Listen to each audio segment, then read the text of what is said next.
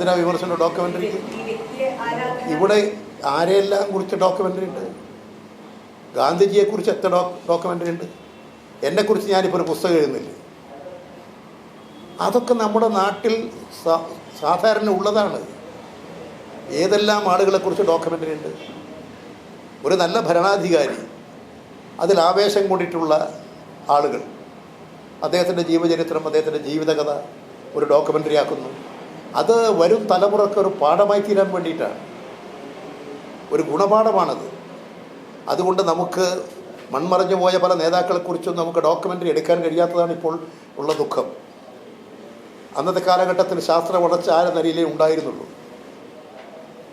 ഈ നമ്മുടെ ഇതിഹാസ പുരുഷന്മാർ, ചരിത്ര പുരുഷന്മാർ, മഹാത്മാക്കൾ, രാഷ്ട്രീയ നേതാക്കൾ, അവരെല്ലാം ഈ രാജ്യത്തിന് നൽകിയിട്ടുള്ള സംഭാവനകൾ പിൻതലമുറകളെ പഠിപ്പിക്കാനും അവരിൽ നിന്ന് കാര്യങ്ങൾ ഗ്രഹിക്കാനും മനസ്സിലാക്കാനും ആവശ്യം ഉൾക്കൊള്ളാനും കഴിയത്തക്ക നിലയിൽ ഡോക്യുമെൻ്ററി ഉണ്ടാക്കുന്നതിൽ ഒരു തെറ്റുമില്ല.